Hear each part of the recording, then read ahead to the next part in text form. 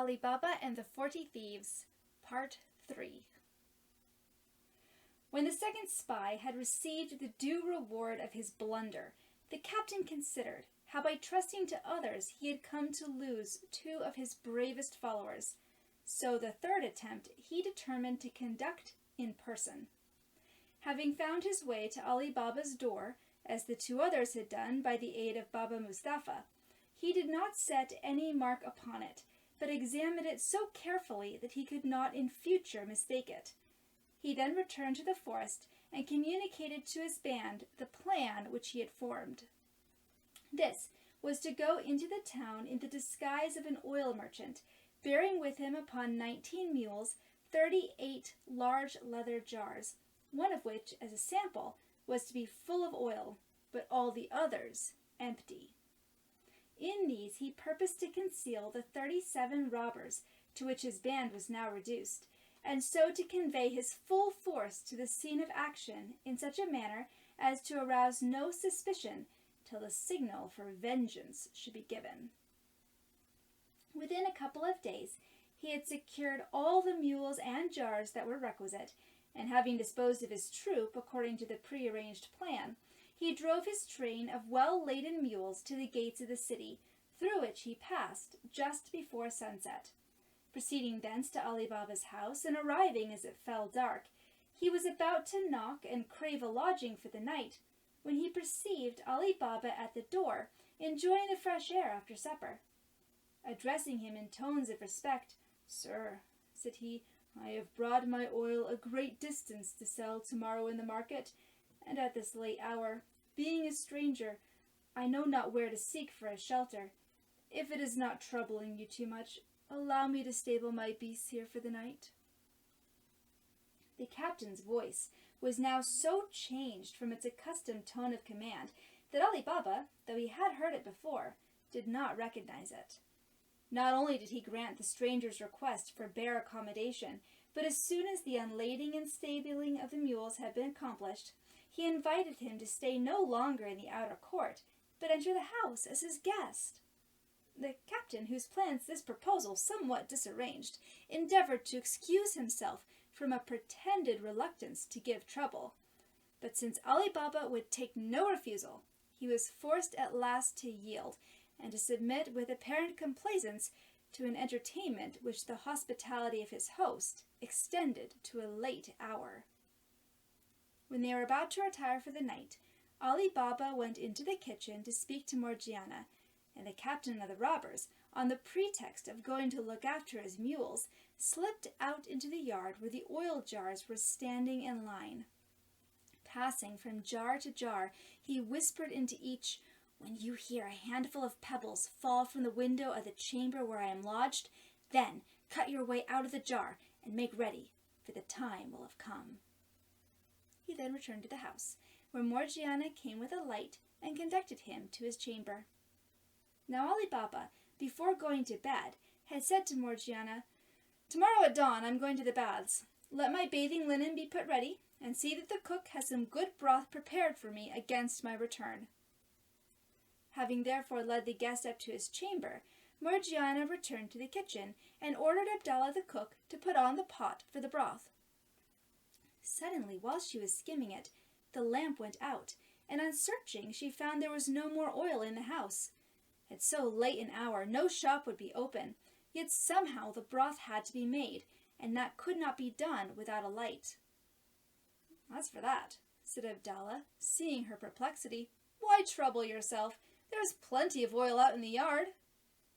"Why, to be sure," said Morgiana, and sending Abdallah to bed so that he might be up in time to wake his master on the morrow, she took the oil can herself and went out into the court. As she approached the jar which stood nearest, she heard a voice within say, "Is it time?" To one of Morgiana's intelligence, an oil jar that spoke was an object of even more suspicion than a chalk mark on a door, and in an instant she apprehended what danger for her master and his family might lie concealed around her. Understanding well enough that an oil jar which asked a question required an answer, she replied quick as thought, and without the least sign of perturbation, "Not yet, but presently. and thus she passed from jar to jar, 37 in all, giving the same answer, till she came to the one which contained the oil. The situation was now clear to her. Aware of the source from which her master had acquired his wealth, she guessed at once that, in extending shelter to the oil merchant, Ali Baba had in fact admitted to his house the robber captain and his band. On the instant her resolution was formed. Having filled the oil can, she returned to the kitchen. There she lighted the lamp, and then taking a large kettle, went back once more to the jar which contained the oil. Filling the kettle, she carried it back to the kitchen, and putting under it a great fire of wood, had soon brought it to the boil. Then taking it in hand once more, she went out into the yard, and poured into each jar in turn a sufficient quantity of boiling oil to scald its occupant to death. She then returned to the kitchen, and having made Ali Baba's broth, put out the fire, blew out the lamp, and sat down by the window to watch. Before long, the captain of the robbers awoke from the short sleep which he had allowed himself, and finding that all was silent in the house, he rose softly and opened the window. Below stood the oil jars. Gently into their midst he threw the handful of pebbles agreed on as a signal, but from the oil jars came no answer. He threw a second and a third time, yet though he could hear the pebbles falling among the jars, there followed only the silence of the dead. Wondering whether his band had fled, leaving him in the lurch, or whether they were all asleep, he grew uneasy, and descending in haste, made his way into the court. As he approached the first jar, a smell of burning and hot oil assailed his nostrils, and looking within, he beheld in rigid contortion the dead body of his comrade. In every jar the same sight presented itself, till he came to the one which had contained the oil. There, in what was missing, the means and manner of his companion's death were made clear to him. Aghast at the discovery, and awake to the danger that now threatened him, he did not delay an instant, but forcing the garden gate, and thence climbing from wall to wall, he made his escape out of the city.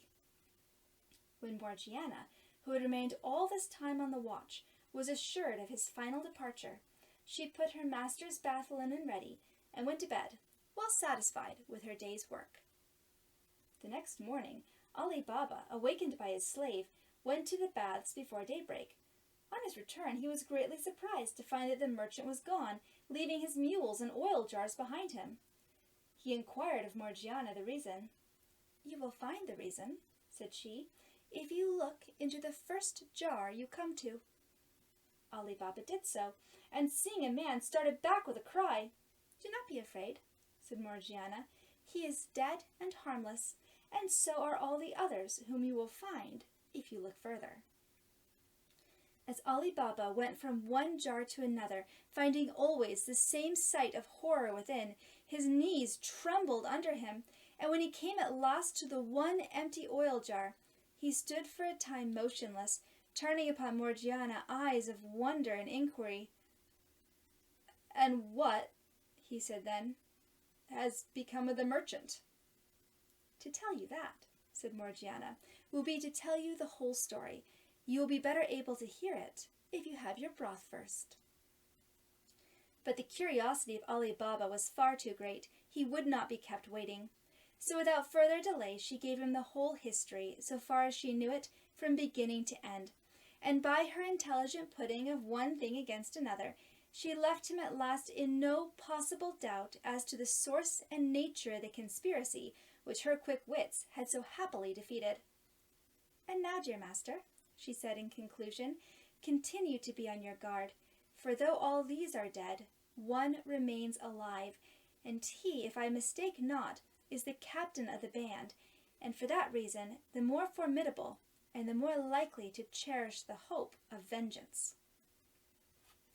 When Morgiana had done speaking, Ali Baba clearly perceived that he owed to her not merely but the protection of his property, but life itself.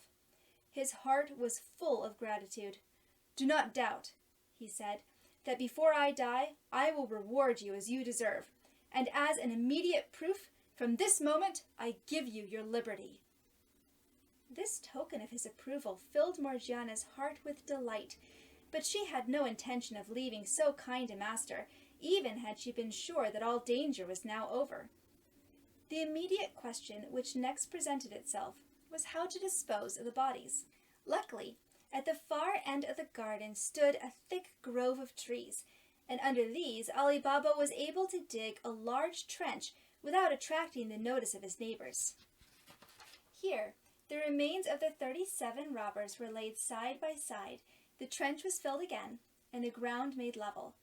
As for the mules, since Ali Baba had no use for them, he sent them one or two at a time to the market to be sold.